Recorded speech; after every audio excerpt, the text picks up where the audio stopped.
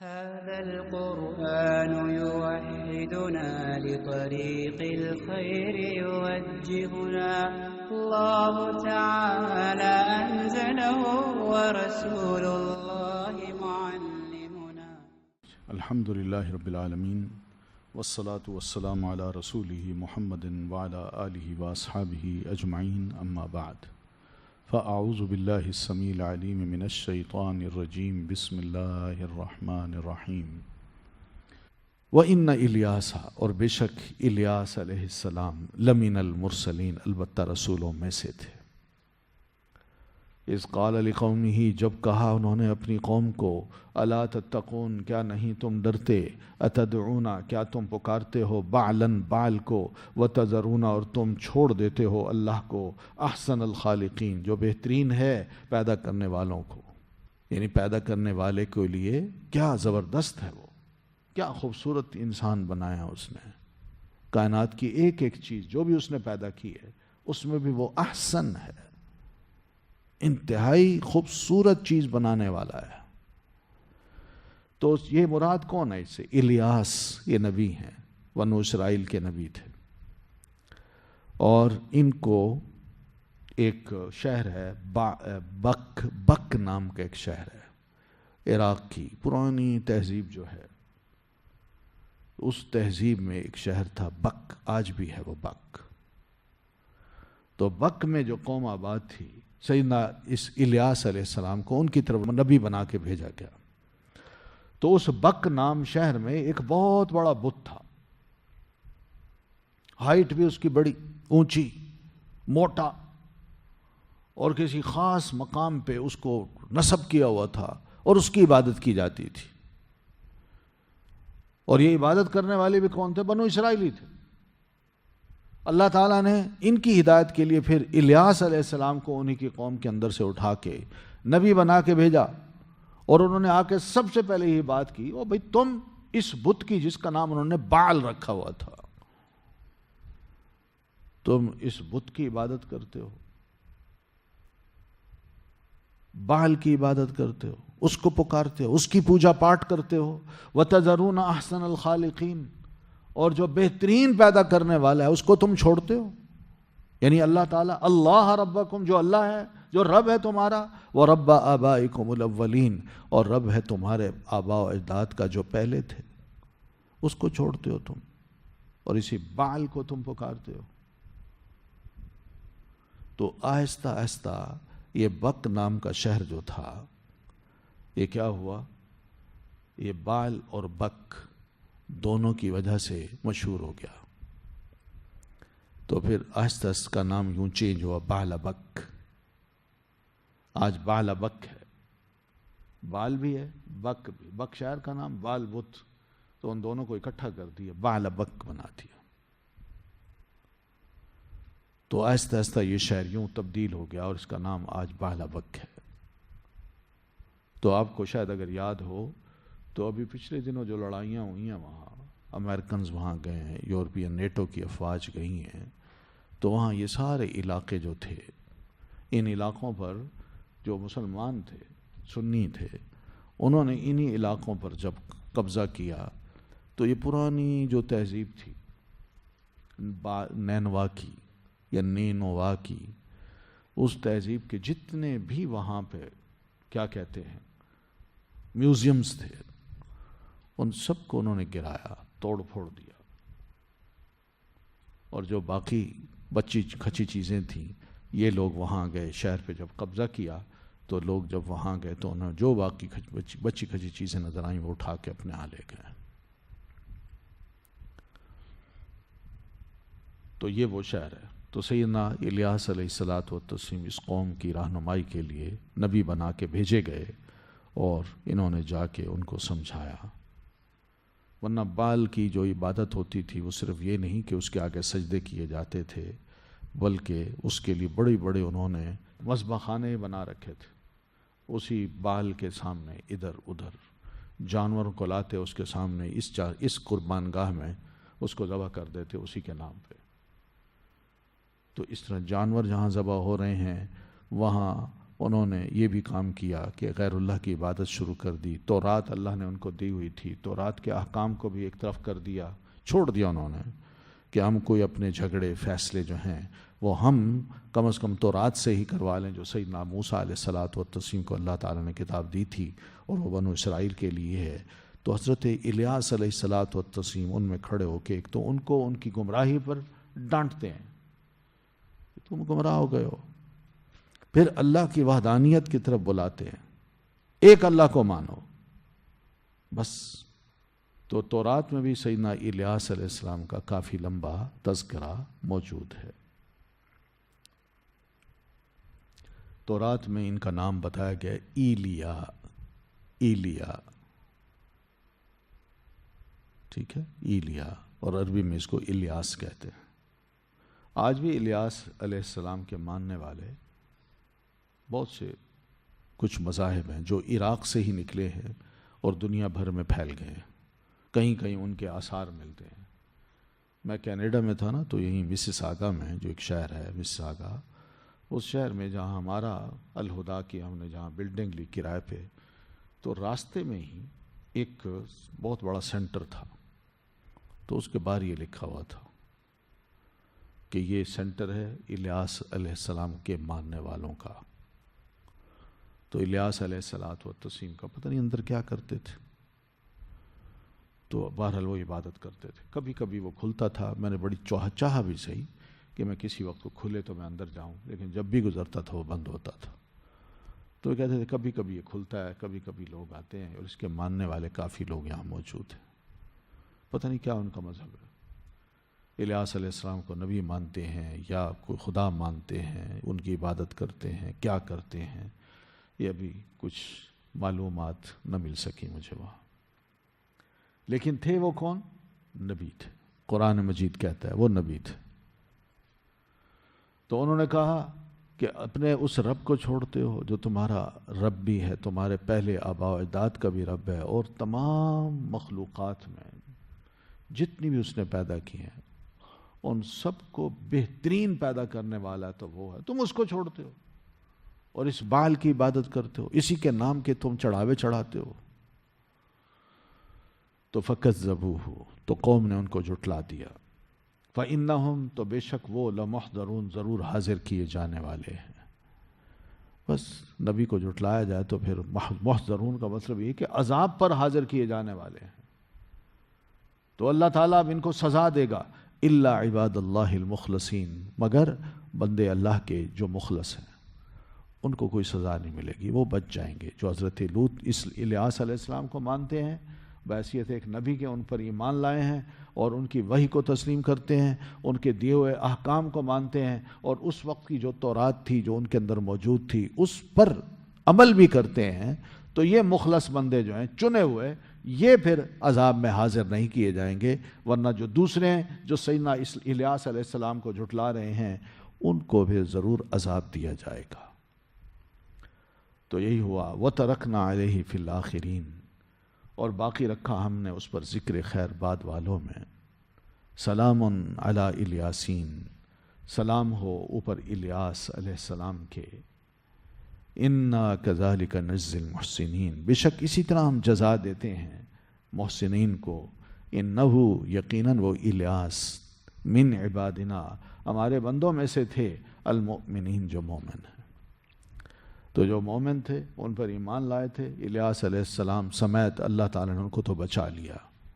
اور باقی جو قوم تھی جنہوں نے جٹایا تھا ان کو اللہ تعالیٰ نے سزا دی، اور سزا بھی ایسی دی کہ ان کی اکثریت کو ہلاک کر دیا. تو یہ ہے چھوٹی سی، بس ان کا ذکر قرآن مجید میں اتنا. اس سے زیادہ تفصیلی جو بات ہے وہ اکثر و بیشتر جو علماء لکھتے ہیں وہ اسرائیلیات ہیں، یعنی اسرائیلی روایات ہیں.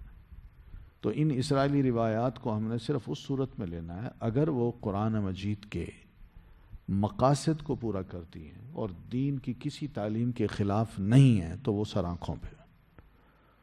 اور اگر کہیں عقیدہ خراب ہوتا ہو ایسی روایات سے، کہانیاں بنتی ہوں اور حرف آتا ہو سیدنا الیاس علیہ السلام پر، ان کے مشن پر، اور جو تورات کے جو مقاصد ہیں ان پر بھی، تو ایسی روایات کو ہم قبول نہیں کریں گے. ٹھیک ہے، اصول یہی ہے. تو بس اتنا سا ذکر ہے، اتنا زیادہ لمبا ذکر قرآن مجید میں سیدنا الیاس علیہ السلام کا نہیں دیا گیا. ٹھیک ہے، تو بس اتنا سا ہے، کافی ہے. مقصد یہ تھا کہ بنو اسرائیل کی ایک بستی ایسی بھی تھی جہاں پر یہ آباد تھے، اور وہ بالابک نام کی بستی تھی. حضرت الیاس علیہ السلام کو ان کے اندر رسول بنا کے، نبی بنا کے اس لیے بھیجا گیا کہ یہ بال نام کے بت کی پوجا کرتے تھے اور اس کے نام چڑھاوے چڑھاتے تھے. غیر اللہ کی پوجا ہو رہی ہے، اور یہ نبیوں کی اولاد شرک میں پڑ گئی ہے. وَإِنَّ لُوطًا، اور بے شک لوط علیہ السلام، لَمِنَ الْمُرْسَلِينَ، البتہ رسولوں میں سے تھے. اِذْ نَجَّيْنَاهُ، جب نجات دی ہم نے ان کو، وَأَهْلَهُ، اور ان کے گھر والوں کو، اجمعین سب کے سب کو، إِلَّا عَجُوزًا فِي الْغَابِرِينَ، سوائے ایک بڑھیا کے جو پیچھے رہ جانے والوں میں سے تھی. ثُمَّ دَمَّرْنَا الْآخَرِينَ، پھر تباہ کر دیا ہم نے الآخرین، دوسروں کو. لوط علیہ السلام کو بھی نبی بنا کے بھیجا گیا. اللہ فرماتے ہیں وَإِنَّ لُوطًا، یعنی کوئی شک نہ کرے کہ لوط نبی نہیں تھے. وہ بھی لوط علیہ السلام رسول تھے، مرسل تھے، مرسلین میں سے تھے. ان کو بھیجا گیا تھا کہ جائیے اپنی قوم کو سمجھائیے. اور قوم کی جو بد عادات تھیں وہ ہم سب جانتے ہیں، بار بار اس کا ذکر آیا ہے. اس لیے اس چیز کو اللہ نے ذکر نہیں کیا، صرف یاد دہانی کے لیے، ریمائنڈر کے لیے اتنا بتا دیا کہ قوم اپنی لت میں پڑی ہوئی تھی، اور لوط علیہ السلام ان کو سمجھا کے تنگ آ چکے تھے. تو اللہ تعالیٰ نے آخر اس قوم کا فیصلہ یہی کیا کہ اس ساری کی ساری قوم کو پٹخا دینا ہے، اور سیدنا لوط علیہ السلام کو اور ماننے والوں کو ہم نے بچانا ہے. اور جو نہ ماننے والے ہوں گے ان سب پر اپنے عذاب کو مسلط کرنا ہے، خواہ ان کی بیوی ہی کیوں نہ ہو ان میں شامل. تو وہ عجوز فی الغابرین تھی، پیچھے رہ جانے والوں میں سے تھی. اس نے کہہ دیا کہ نہیں، میں آپ کے ساتھ نہیں آتی، میں ہی رہتی ہوں. بس پھر اللہ فرماتے ہیں دمرنا الآخرین، پھر بس لوط علیہ السلام اور ان کے گھر والے جو مومن تھے ان کو تو ہم نے بچا لیا، اور باقی سب کو ہم نے تباہ و برباد کر دیا. دمر یدمر کا مطلب کیا ہے؟ تباہی پھیلانا، کوئی شے نہ چھوڑنا، توڑ پھوڑ کر دینا. جن میں بندے قتل ہوں، مکانات اجاڑ دیے جائیں، کھیت برباد کر دیے جائیں، ہر شے الٹ کر کے رکھ دی جائے. وَإِنَّكُمْ، اور بے شک تم مکی لوگو، لَتَمُرُّونَ، البتہ تم گزرتے ہو، علیہم ان پر، مصبحین، اس حال میں کہ صبح کرنے والے ہو. یعنی اکثر و بیشتر تمہارا وہاں سے گزر ہوتا ہے تو ٹھنڈے وقت میں تم گزرتے ہو. یعنی رات کو بھی سفر کرتے کرتے صبح ہو جاتی ہے تمہیں، تو اس علاقے سے تم جب گزرتے ہو تو صبح کے وقت گزرتے ہو. وباللیل، اور رات کے وقت بھی، رات کو بھی کبھی گزرتے ہو، صبح کے وقت بھی گزرتے ہو. مراد یہ ہے کہ تمہارا آنا جانا ہر وقت لگا رہتا ہے. تم دیکھتے ہو اس اجڑے ہوئے علاقے کو،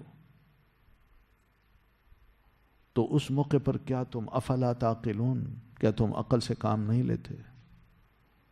یعنی عقل تمہاری یہی کہتی ہے کہ واقعی ان کے بڑے بڑے گناہ تھے، بڑے نافرمان لوگ تھے، انتہائی بد اخلاقی کے سسٹم میں یہ آ چکے تھے، اور اسی سسٹم کو یہ پروموٹ کر رہے تھے، اسی کو انہوں نے اپنے ملک کا قانون بنایا ہوا تھا. دیکھتے ہو ان کا کیا انجام ہوا ہے. اللہ کا باغی، رسول کا باغی، وحی کا باغی، دیکھتے نہیں ہو کہ اس کا کیا انجام ہوا ہے. افلا تعقلون، کیا بھلا تم عقل سے کام نہیں لیتے کہ ہم کیوں باغی بنتے ہیں؟ کہیں ہمارے ساتھ تو اللہ ویسے سلوک نہیں کرے گا جیسے ان کے ساتھ ہوا ہے. عقل مند کو اشارہ کافی ہوتا ہے. وَإِنَّ یونس، اور بے شک یونس علیہ السلام، لَمِنَ الْمُرْسَلِينَ، البتہ رسولوں میں سے تھے. اذ ابقا، جب وہ بھاگ کر گئے، الی الفلک کی طرف، کشتی کے، المشحون، بھری ہوئی کے.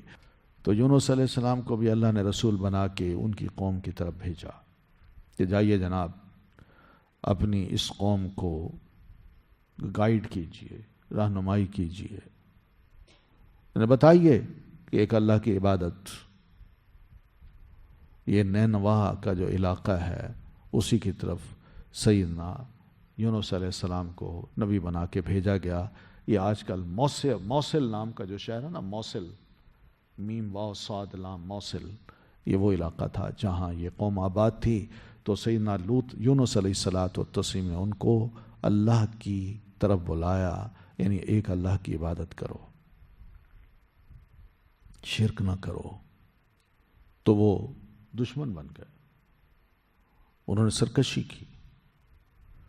تو سیدنا یونس علیہ السلام کو بڑا غصہ آیا،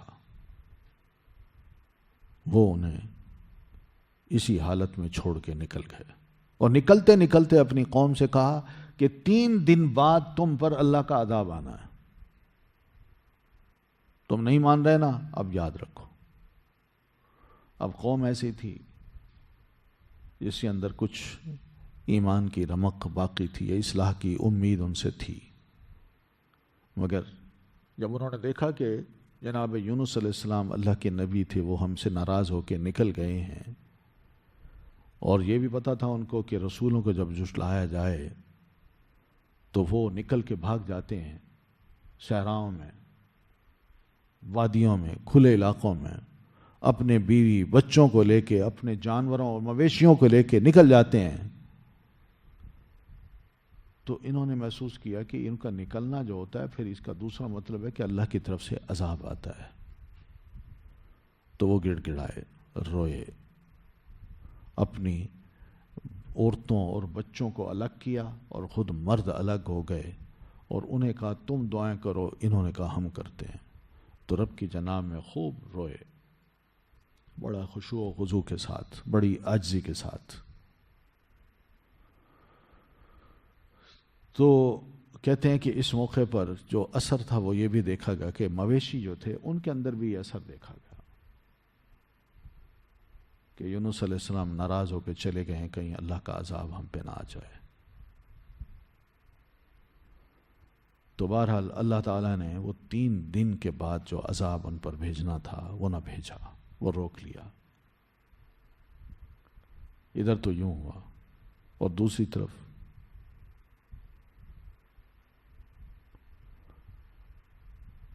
اللہ تعالیٰ نے اس کا ذکر قرآن میں کیا ہے، سورہ یونس کو پڑھے نا، اس میں لکھا ہے فَلَوْلَا كَانَتْ قَرْيَةٌ آمَنَتْ فَنَفَعَهَا إِيمَانُهَا إِلَّا قَوْمَ يُونُسَ لَمَّا آمَنُوا كَشَفْنَا عَنْهُمْ عَذَابَ الْخِزْيِ فِي الْحَيَاةِ الدُّنْيَا وَمَتَّعْنَاهُمْ إِلَىٰ حِينٍ۔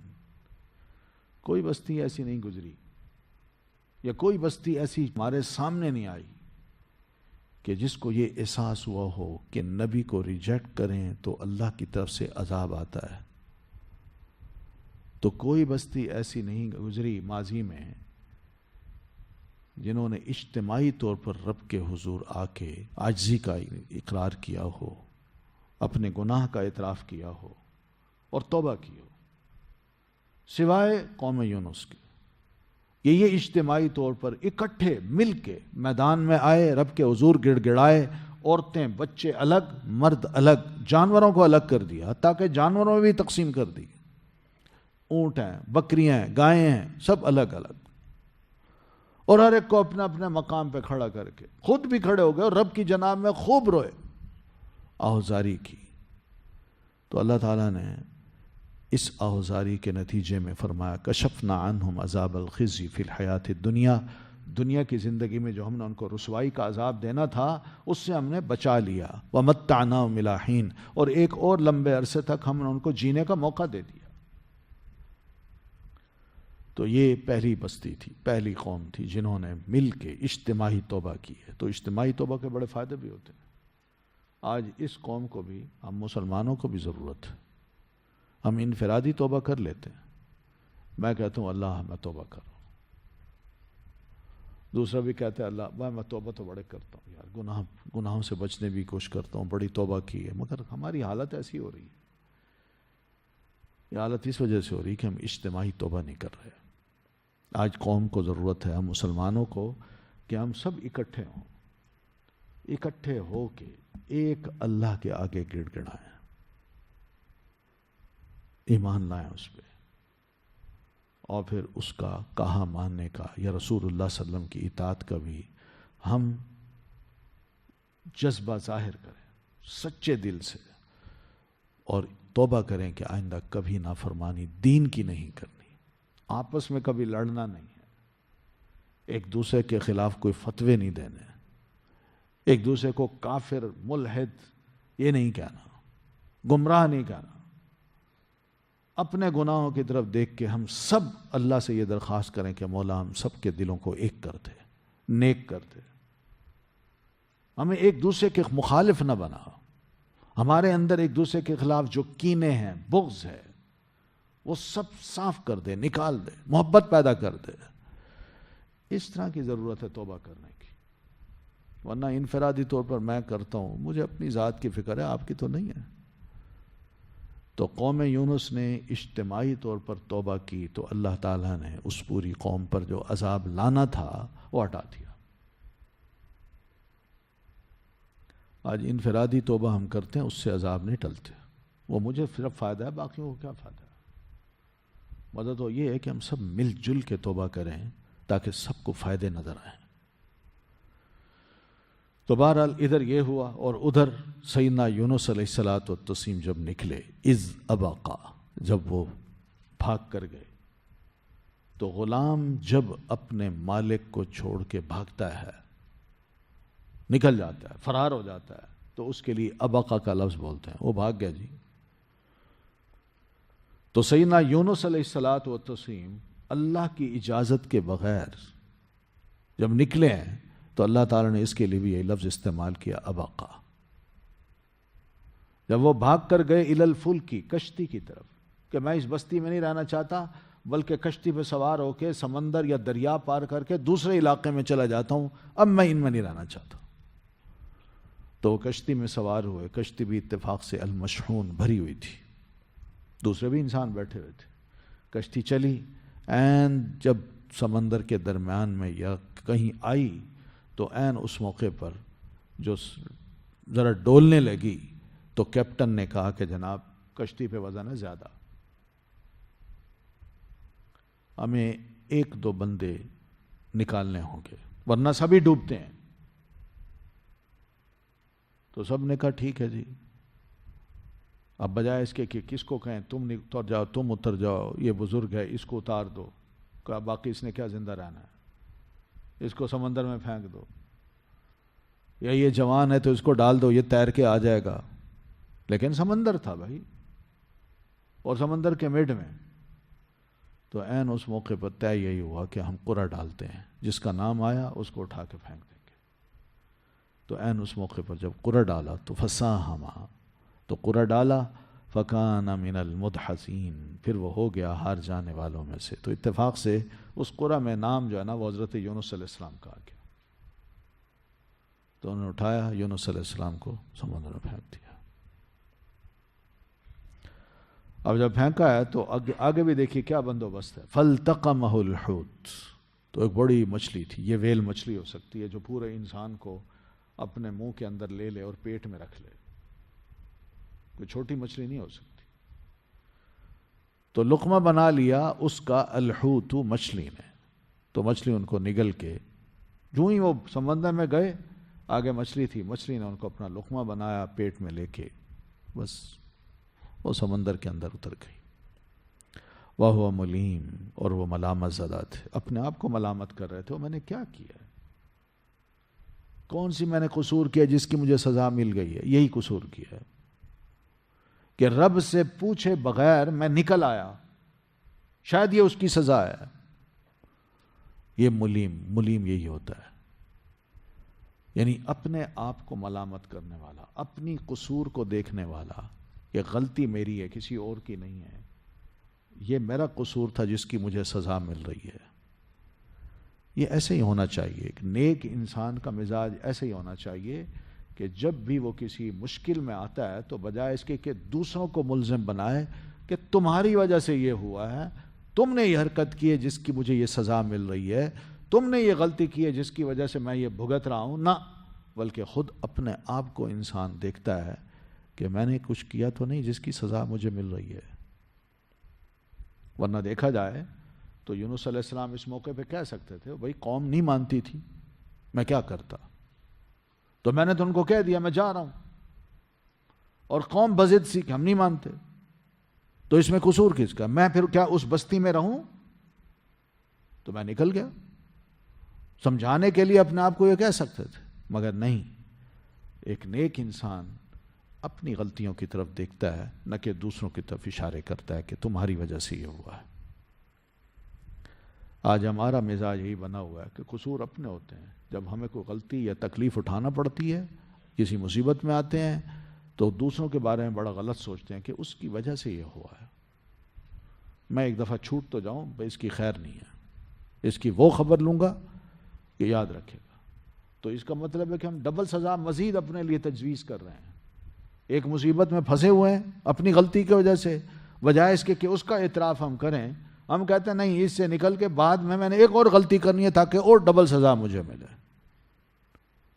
تو یہ مزاج درست نہیں ہے۔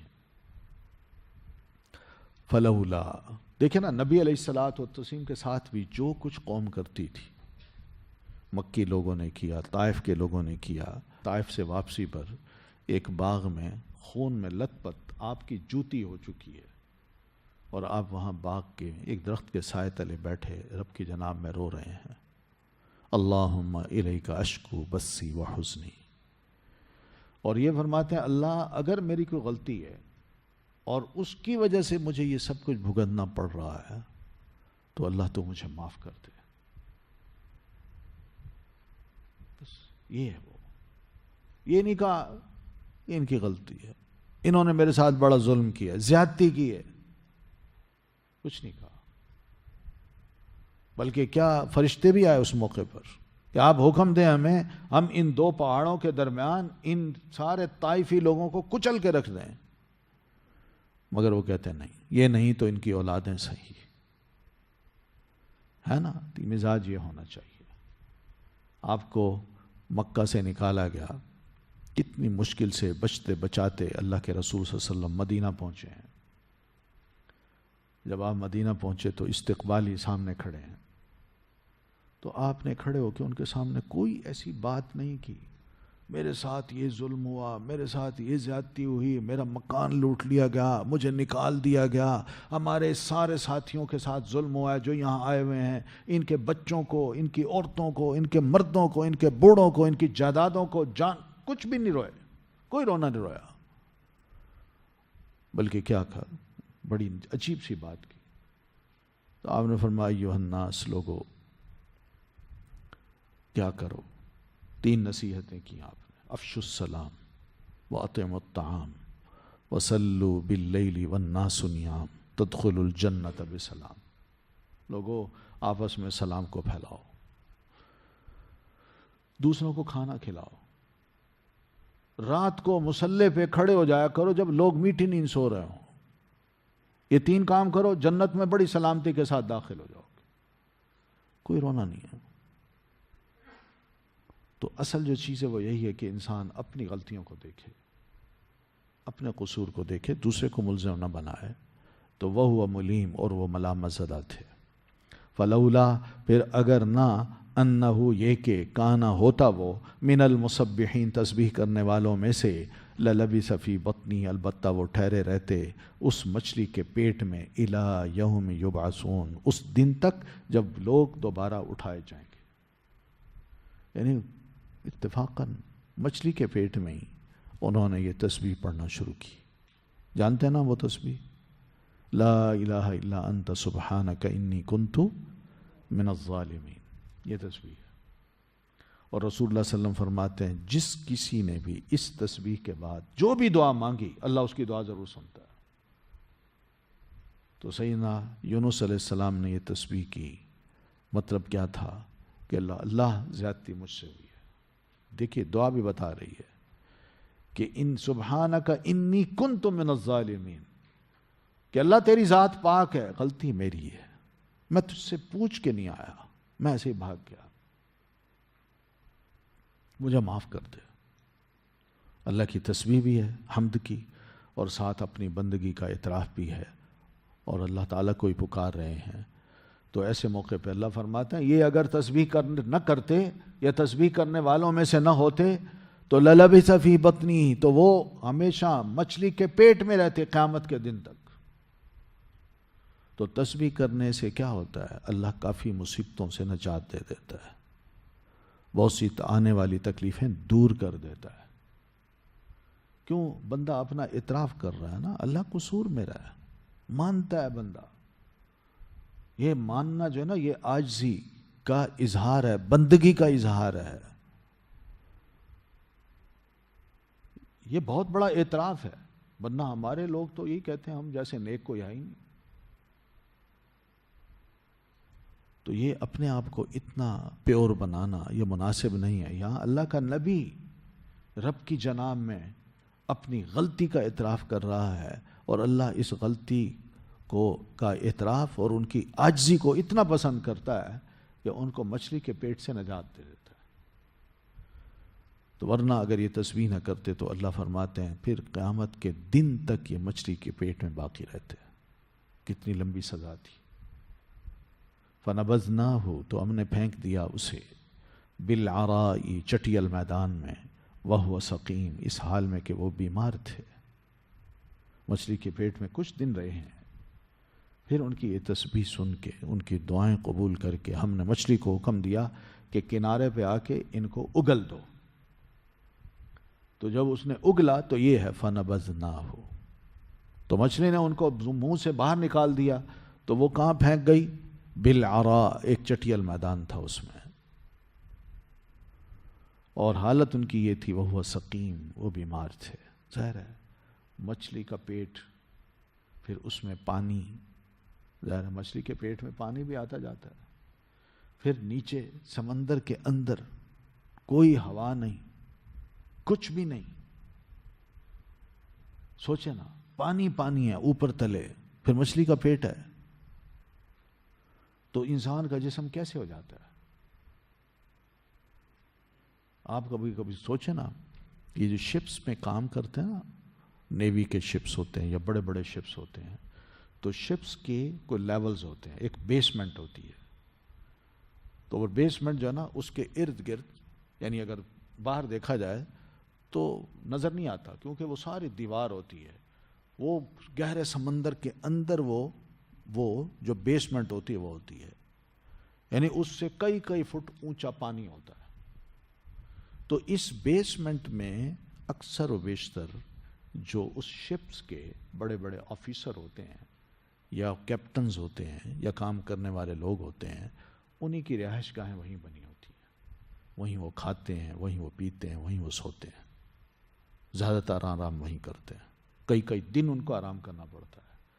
لیکن جب وہ باہر نکلتے ہیں نا، تو اس شپس کے اندر کا جو ماحول ہے ان کی سکن کو خراب کر چکا ہوتا ہے، اور ان میں کئی بیماریاں پیدا ہو جاتی ہیں، اور بیماریاں یہ بھی ہوتی ہیں کہ یہ سکن جو ہے نا، اس کے اندر یعنی چھلکے سے پیدا ہو جاتے ہیں، خارش سی ہوتی ہے، اور یہ مسلسل پھر ایک کے بعد دوسری، وہ ختم ہوئی، چھلکے ختم ہوئے، پھر کچھ دنوں کے بعد پھر نکل آئے، پھر نکل آئے، پھر نکل آئے، تو پوری سکن ان کی ایسے ہو جاتی ہے۔ تو یہ چند دن کام کرنے سے، جہاں حالانکہ وہاں کھانا پینا مل رہا ہے، پھر بھی یہ تکلیف ہو جاتی ہے۔ تو یونس علیہ السلام جو بغیر کسی کھانے پینے کے، بغیر کسی ہوا کے وہاں رہے ہیں، تو ان کی یہ حالت ہوگی کہ وہ سقیم، وہ بیمار ہو گئے تھے۔ وَأَنبَتْنَا عَلَيْهِ، اور اگایا ہم نے اس پر، شجرتاً، ایک پودا، مِن یقطین، کدو کی بیل کا۔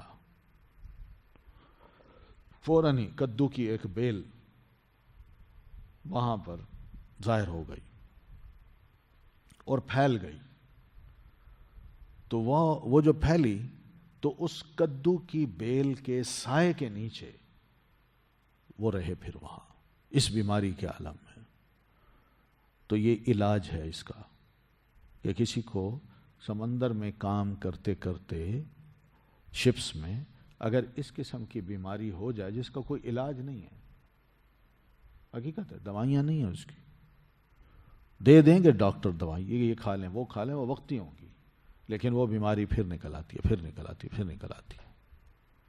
تو اس کا علاج اللہ تعالیٰ نے بتایا کہ ہم نے ایک پودا کدو کی بیل کا وہاں اگا دیا، اس کے سائے میں وہ رہے، اور کدو کی بیل کے جو پتے ہیں یا کدو ہیں وہ انہوں نے کھائے، اور اس طرح ان کو ہم نے بالکل ٹھیک ٹھاک کر دیا، صحت مند ہیلدی ہو گئے۔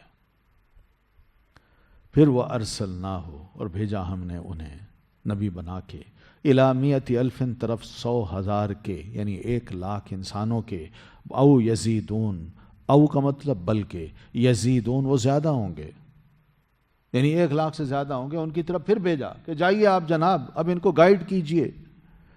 فآمنوا، تو وہ ایمان لے آئے سیدنا یونس علیہ السلام پر، ان کی رسالت پر، ان کی نبوت پر ایمان لائے، اور یہ کہا کہ آپ جو فرمائیں گے ہم اطاعت کریں گے۔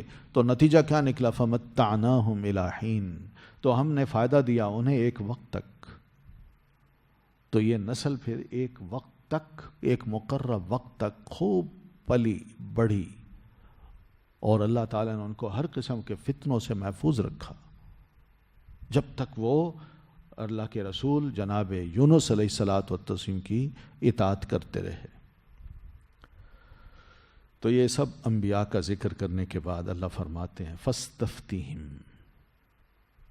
تو اللہ کے رسول اب آپ ان مکی لوگوں سے پوچھئے، یا ان سے پوچھئے جو یہ کہتے ہیں کہ اللہ کی اولاد ہے، ان سے پوچھئے علی ربک البنات، کیا آپ کے رب کے لیے بیٹیاں ہیں؟ جیسے مکی لوگ کہا کرتے تھے کہ فرشتے اللہ کی بیٹیاں ہیں، تو ہم ان بیٹیوں کو خوش کرنے کے لیے سارے کام کرتے ہیں، ہماری دیویاں ہیں، دیویاں، یہ لات، منات، عزہ، یہ مؤنث نام ہے، یاد رکھیے، یہ میل نام نہیں ہے۔ اللہ کی مؤنث انہوں نے کیا بنا دی؟ اللات۔ عزیز کی کیا بنا دی؟ العزہ۔ تو یہ سب مؤنث دیویاں ہیں۔ تو ان دیویوں کے بارے میں ان کا یہی کانسیپٹ تھا، عقیدہ تھا کہ فرشتے اللہ کی بیٹیاں ہیں، یہ انہی کی شکلیں ہیں جو ہم نے بنائی ہیں، ہم ان کی عبادت کرتے ہیں، یہ اللہ کی بیٹیاں ہیں۔ تو اس لیے اللہ تعالیٰ اپنی بیٹیوں کی زیادہ سنتا ہے، اور بیٹیاں بڑی لاڈلیاں ہوتی ہیں، باپ کو بڑی پیاریاں ہوتی ہیں، تو اس لیے ہم دیویاں بناتے ہیں اور ان کی پوجا پاٹ کرتے ہیں۔ تو اللہ کے رسول فاستفتہم، ان سے پوچھئے علی ربک، کیا آپ کے رب کے لیے ہیں البنات بیٹیاں، ولہم البنون، اور ان کے لیے ہیں بیٹے۔ یہ عجیب سی بات ہے، اپنے لیے بیٹے پسند کرتے ہو بھائی، اور اللہ کے لیے بیٹیاں، یہ کیا یار؟ جو اپنے لیے پسند کرتے ہو کم از کم اللہ کے لیے وہی تو پسند کر لو۔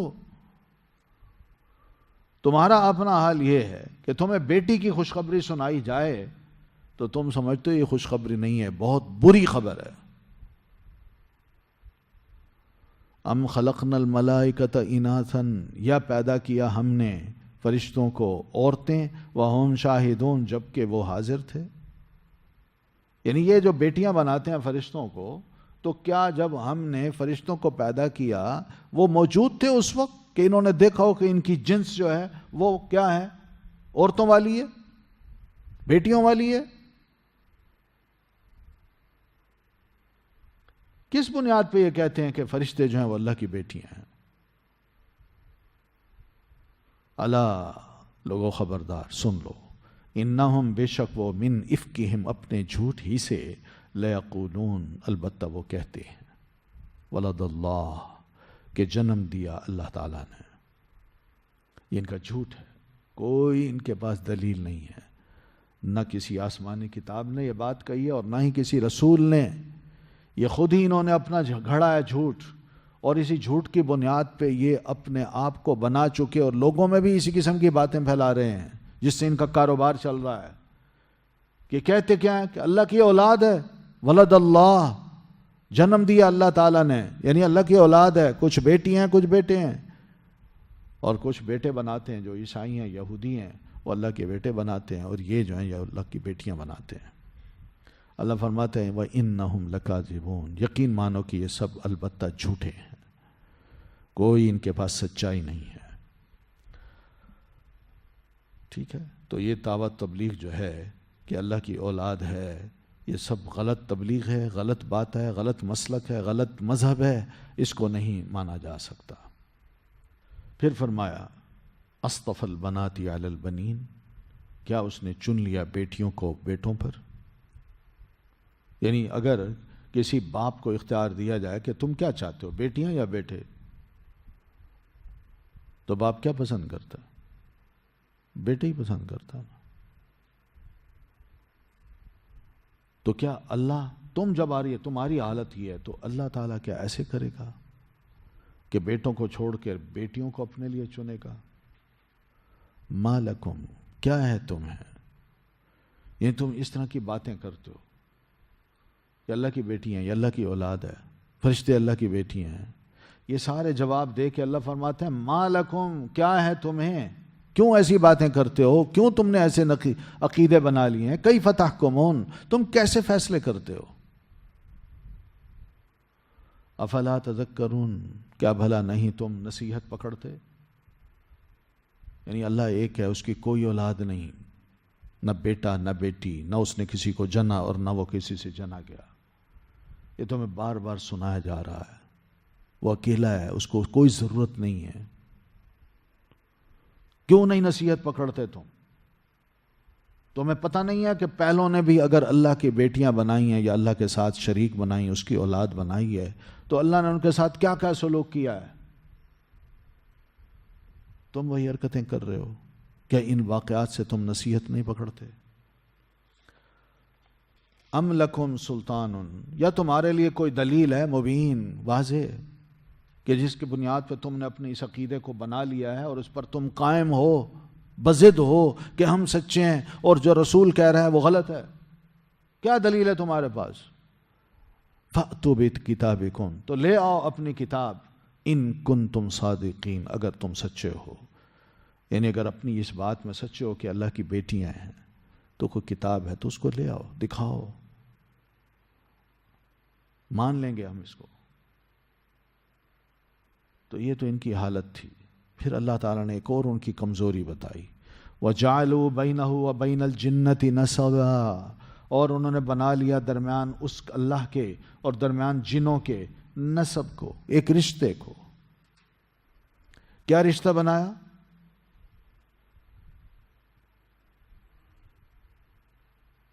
کہتے ہیں یہ جن جو ہیں یہ فرشتے ہیں، اور فرشتوں کے بارے میں کہتے ہیں یہ اللہ کی بیٹی ہیں، تو لہذا یہ جن بھی اللہ کی بیٹی ہیں۔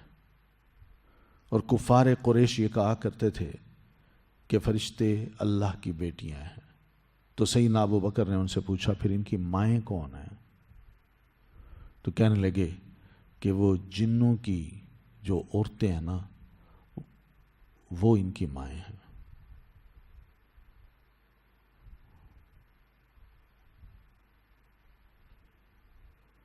یہ عورتیں کون ہیں؟ جو پردوں میں بیٹھی ہیں۔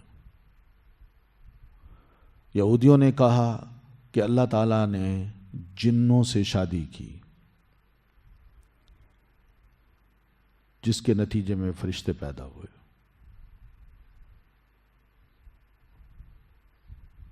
یعنی اللہ تعالیٰ تو اپنے آپ کو پاک قرار دے رہا ہے، مگر یہ اللہ تعالیٰ کی اس طرح تعریف کر کے اللہ تعالیٰ کے اندر بے شمار عیب کو ظاہر کر دیتے ہیں، یہودی بھی اور عیسائی بھی۔ تو بہرحال یہودی نے یہ کہا کہ اللہ تعالیٰ نے جنوں کے ساتھ اپنا رشتہ قائم کیا، جس کے نتیجے میں فرشتے جو ہیں وہ پیدا ہوئے۔ یہ کچھ عربوں کے قبائل تھے، کنانہ اور خزاعہ، وہ بھی اسی چیز کو مانتے تھے، وہ بھی یہی کہا کرتے تھے کہ اللہ تعالیٰ کا رشتہ ہے بھائی جنوں کے ساتھ، رشتہ ہوا ہے نا تو اس کے نتیجے میں فرشتے پیدا ہوئے۔ اللہ فرماتے ہیں دیکھیے انہوں نے اس حد تک زیادتی کی ہے، وَلَقَدْ، اور البتہ تحقیق، علمت، جان لیا، الجنت، جنوں نے، انہم، بے شک وہ، لمحضرون، ضرور حاضر کیے جائیں گے۔ جنوں کو پتہ ہے ہم جو غلطیاں کر رہے ہیں اللہ تعالیٰ نے ان کو سزا دینی ہے۔ ان میں کچھ لوگ ہیں، کچھ جن ہیں ایسے جو حضرت موسیٰ علیہ السلام پر ایمان لائے تھے، تورات پہ وہ عمل کرتے تھے، اور اسی طرح قرآن مجید کو بھی وہ سن چکے، ماننے والے جن مان بھی چکے، اور بہت سے جو نہیں مانتے ان کو یہ پتہ ہے کہ ہم جو نافرمان ہیں، سرکش ہیں، باغی ہیں، ہمیں بھی ضرور کوئی نہ کوئی سزا ملے گی۔ وَلَقَدْ عَلِمَتِ الْجِنَّةُ، سبحان اللہ عما یصفون، پاک ہے اللہ اس سے جو یہ بیان کرتے ہیں۔ یعنی اللہ تعالیٰ نے جنوں کے ساتھ رشتہ داری قائم کی تو فرشتے پیدا ہوئے. اللہ اس سے پاک ہے. الا عباد اللہ المخلصین، سوائے بندے اللہ کے جو خالص کیے ہوئے ہیں، بس وہی ہیں جو اللہ تعالیٰ کو صحیح معنوں میں سمجھتے ہیں اور وہ اللہ کو اس کا صحیح مقام دیتے ہیں اور اس کے بندے بن کے صرف اسی کی عبادت کرتے ہیں. کسی لات، منات، عزا، بنات کو نہیں مانتے. فَإِنَّكُمْ، تو بے شک تم، وَمَا تَعْبُدُونَ، اور وہ جو تم عبادت کرتے ہو جن کی، ما انتم علیہ، نہیں تم اس کے خلاف، بفاتنین، فتنہ میں ڈالنے والے. مکی لوگوں یہ یاد رکھو کہ تم جن کی عبادت کرتے ہو وہ بھی اور تم بھی اپنے اس کفر کی وجہ سے کسی مومن کو فتنے میں نہیں ڈال سکتے. مومن آسانی سے قرآن مجید کی ان آیات کو، ان تعلیمات کو سمجھ بھی سکتا ہے، اور ایک شخص، عام شخص بھی، وہ بھی سمجھ سکتا ہے کہ یہ کیسے ممکن ہے کہ اللہ جنوں کے ساتھ اپنا رشتہ قائم کر کے ایک نئی نسل کو پیدا کرے جس کا نام فرشتے ہیں، ملائکہ جن کو کہتے ہیں. یہ کیا کر رہے ہیں؟ ٹھیک ہے نا. تو بہرحال یہ سب باتیں قرآن مجید کو اگر ہم پڑھیں تو ہمیں تفصیل سے ملتی ہیں کہ جن جن لوگوں نے گمراہ کیا ہے اس قسم کے عقائد کو اپنا کے، وہ اللہ کے علم میں ہیں کہ اللہ تعالیٰ نے ان کو اس قسم کی سزا دینی ہے، وہ دوزخ میں جائیں گے. اور جنہوں نے بھی بہت لوگوں کو گمراہ کیا ہے. لقد استکثرتم، کیا آتا ہے قرآن مجید میں؟ یا معاشر الجن قد استکثرتم من الانس وقال اولیاؤہم من الانس ربنا استمتع بعضنا ببعض وبلغنا اجلنا الذی اجلت لنا قال النار مثواکم. تو یہ جنوں کو بھی پتا ہے یہ لوگوں کو گمراہ کرنے کا نتیجہ یہی ہے. تو اس لیے تم جو مرضی کر لو، تم ہو، تمہارے جن ہوں، گمراہ لوگ ہوں، یا تم جن کی عبادتیں کرتے ہو وہ ہوں، ان سب کو یہ پتا ہونا چاہیے کہ ما انتم علیہ بفاتنین، نہیں تم اس کے خلاف فتنہ میں ڈالنے والے. اللہ کی جو تعلیمات ہے اس کے خلاف اگر تم کھڑے بھی ہو جاؤ تو کبھی بھی یہ نہیں ہو سکتا کہ تم اہل ایمان کو گمراہ کر سکو. بلکہ تم ہی نہیں، تمہارے مقدر میں یہ لکھا ہوا ہے کہ تم اس قسم کی حرکتیں کر کے دوزخ کا ایندھن بنو گے. تو یہ آیت جو ہے لوگوں کے درمیان فیصلہ کن ہے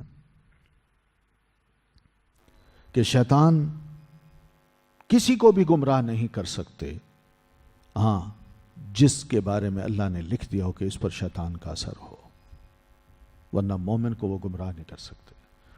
الا من هو صال الجحیم، سوائے اس کے جو داخل ہونے والا ہے جہنم میں.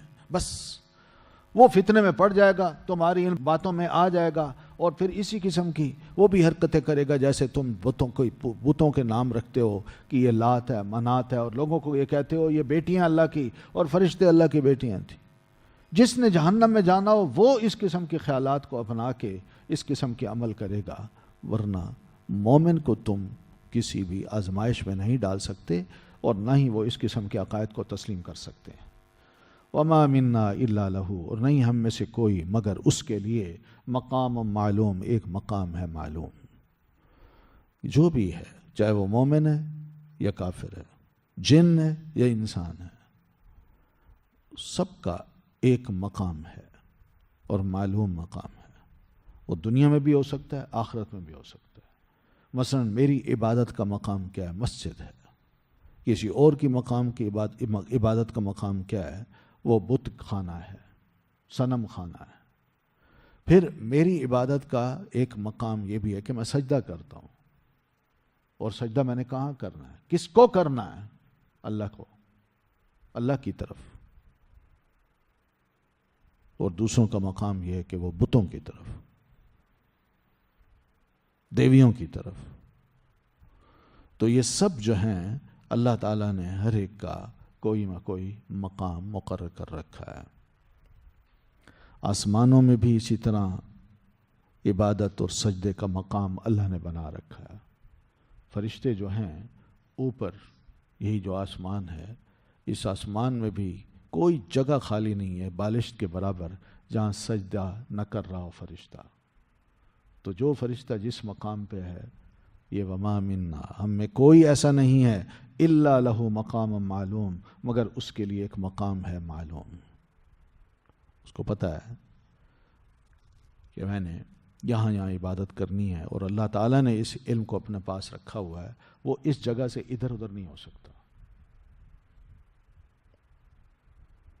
یہ اللہ تعالیٰ کی تسخیر ہے، یہ ایک ایک شے پر اللہ کا کنٹرول ہے، اور اسی کنٹرول کے مطابق فرشتے بھی اپنا سجدہ اسی مقام پہ کر رہے ہیں جو اللہ تعالیٰ نے اس کے لیے لکھا ہوا ہے، اور ہمارے اوپر بھی کنٹرول ہے. وَإِنَّا لَنَحْنُ الصَّافُونَ، اور بے شک ہم البتہ ہیں ہم صف باندھنے والے. یعنی رب کے حضور جب ہم کھڑے ہوتے ہیں، یہ فرشتے کہتے ہیں، رب کے حضور جب ہم کھڑے ہوتے ہیں تو رب کے حضور ہم صف باندھ کے کھڑے ہوتے ہیں. یہ ہماری ترتیب ہے، یہ ہمارے آداب ہیں. وَإِنَّا لَنَحْنُ الْمُسَبِّحُونَ، اور بے شک ہم البتہ ہم ہی تسبیح کرنے والے ہیں، اور عبادت ہم صرف اللہ کی کرتے ہیں. اس میں اللہ تعالیٰ کو پاکیزہ قرار دیتے ہیں، اس کی تقدیس بیان کرتے ہیں، کسی اور کی نہیں کرتے، کیونکہ باقی اس قابل ہے ہی نہیں کہ ان کو کہا جائے کہ وہ غلطیوں سے پاک ہیں. سبحان ربی العظیم، سبحانک اللہم ربنا وبحمدک اللہم اغفر لی، سبحان ربی الاعلی. یہ سب تسبیحات مومن بھی کرتا ہے، فرشتے بھی کرتے ہیں. وَإِن كَانُوا، اور بے شک تھے وہ، لَيَقُولُونَ، البتہ وہ کہتے، لَوْ أَنَّ عِندَنَا ذِكْرًا، اگر یہ کہ ہوتی ہمارے پاس کوئی نصیحت، مِنَ الْأَوَّلِينَ، پہلوں میں سے، لَكُنَّا، البتہ ہوتے ہم، عباد اللہ، بندے اللہ کے، المخلصین، جو خالص کیے ہوئے ہیں. یہی لوگ ہیں جو اب بھی کہتے پھرتے ہیں کہ ہمارے پاس اگر پہلوں کی کوئی ذکر ہوتا، پہلوں کا، اب کا نہیں، جو ہمارے درمیان رسول اللہ صلی اللہ علیہ وسلم ہے اور ان کے پاس قرآن ہے وہ نہیں، اس سے پہلے کا کوئی ذکر ہوتا، نصیحت کی کوئی بات ہوتی، تو ہم بھی اللہ تعالیٰ کے انتہائی چنے ہوئے بندے ہوتے اور اس کی خوب عبادت کر رہے ہوتے. تو اللہ فرماتے ہیں یہ نصیحت کوئی کسی اور کی ہے، پہلی بھی تو اللہ تعالیٰ کی تھی. پہلے بھی جو ذکر اترے ہیں، تورات ہے، انجیل ہے، زبور ہے، صحیفے ہیں، وہ بھی تو اللہ تعالیٰ نے اتارا ہے. تو قرآن مجید بھی تو اللہ نے اتارا ہے. تو اس میں بھی یہی کہا گیا تھا کہ ایک اللہ کی عبادت کرو. اس میں یہ تو نہیں کہا گیا تھا کہ ایک اللہ کو چھوڑ کر غیر لوگ کی عبادت کرو، اس کی تسبیحات کرو، اس کو پاک قرار دو. اس میں بھی کہا گیا تھا کہ سب اللہ کی تسبیح بیان کرتے ہیں. تو لہذا کیا فکفروا بہ، تو انہوں نے کفر کیا ساتھ اس کے، یعنی اس کتاب کے، اس نصیحت کے. نصیحت کو چاہتے ہیں مگر پہلوں کی نصیحت. تو اس میں تو پہلوں کی بھی نصیحت ہے. نوح علیہ السلام کا واقعہ پڑھیے، کتنی نصیحت کی انہوں نے اپنی قوم کو. لوط علیہ السلام ہیں، الیاس ہیں، شعیب ہیں، موسیٰ علیہ السلام ہیں، ابراہیم ہیں. جس نبی کا بھی نام لیں اس کا تذکرہ اس قرآن مجید میں ہے، اور ہر نبی نے اپنی قوم کو کوئی نہ کوئی نصیحت کی ہے، اور اس میں بنیادی نصیحت یہی تھی کہ ایک اللہ کی عبادت کیجیے، سب کو اللہ کا مخلص بندہ بنانے کی کوشش کی ہے. تو کیا یہ قرآن اس کے خلاف بات کر رہا ہے؟ تو یہ بہانہ ہے. اصل بات یہ کہ فکفروا بہ، یہ سب کفر کرتے ہیں ساتھ اس قرآن کے. فسوف یعلمون، تو ان قریب یہ جان لیں گے، ان کو پتہ چل جائے گا کہ غلطیاں ہماری تھیں، ہم قصوروار تھے، ہم اصل میں اندر سے کافر تھے، ہم ماننا نہیں چاہتے تھے. ہمارے دلوں میں اللہ کی بیٹیوں کی اور اللہ تعالیٰ کے نسب قائم کرنے کی ایک خواہش تھی، اور ہم سمجھتے تھے کہ یہ بڑا گہرا علم ہے، اسی میں ہماری دلچسپی تھی.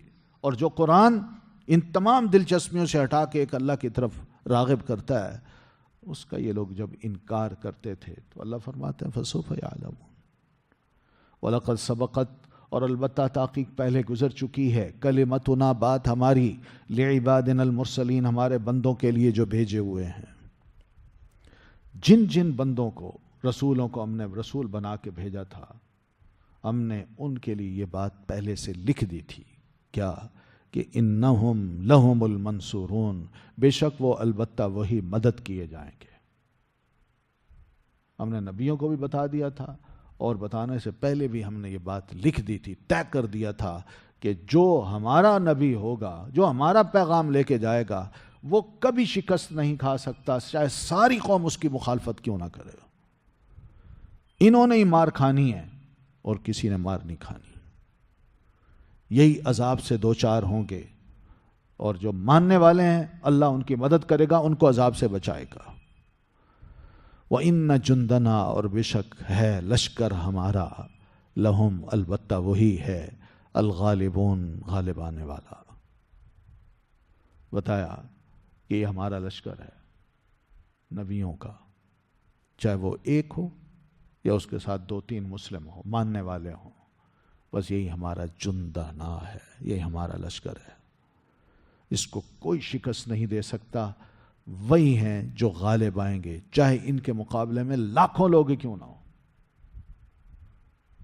یہ بڑی زبردست بات ہے جو آج بھی ہم مسلمان اگر یقین کر لیں، اگر اللہ کے ہم بندے بن جائیں، تو اللہ نے یہ طے کیا ہوا ہے، پہلے سے لکھا ہوا ہے کہ جو میرا بندہ بنے گا میں اسی کی مدد کروں گا، اور وہی غالب آئیں گے، ان کو کوئی شکست نہیں دے سکتا. فَتَوَلَّ عَنْهُمْ، تو اللہ کے رسول آپ منہ پھیر لیجئے ان سے، حتیٰ حین، ایک وقت تک. یہ آپ کی مخالفت کرتے ہیں، انکار کرتے ہیں، کفر کرتے ہیں، دشمنیاں کرتے ہیں، تو آپ نہیں سنتے آپ کی بات کو، تو کوئی بات نہیں، آپ ایک وقت تک، وہ ایک وقت اللہ کے علم ہے، آپ ذرا ان سے منہ موڑ لیجئے، ان کو منہ نہ لگائیے، ان کو جواب نہ دیجئے، ان کی اذیتوں کو سہیے. وَأَبْصِرْهُمْ، اور دیکھتے رہیے انہیں، فَسَوْفَ يُبْصِرُونَ، پسند قریب وہ بھی دیکھ لیں گے. آپ بھی دیکھتے رہیے کہ یہ کیا کچھ کر رہے ہیں، اور ہم نے جو کہا ہے آپ کو نا کہ ہم نے آپ کی مدد کرنی ہے، آپ نے غالب ہونا ہے، آپ دیکھتے رہیے کہ یہی کچھ ہوگا. فَسَوْفَ يُبْصِرُونَ، اور وہ بھی دیکھ لیں گے کہ قرآن نے جو کہا تھا سچ کہا تھا، نبی جو کہتا تھا وہ سچ کہتا تھا. تو بہرحال بعد میں جب بھی جنگیں ہوئی ہیں تو اس میں نتائج نے یہ بتا دیا کہ اللہ تعالیٰ نے کس کو غالب کیا، کون شکست کھا گئے.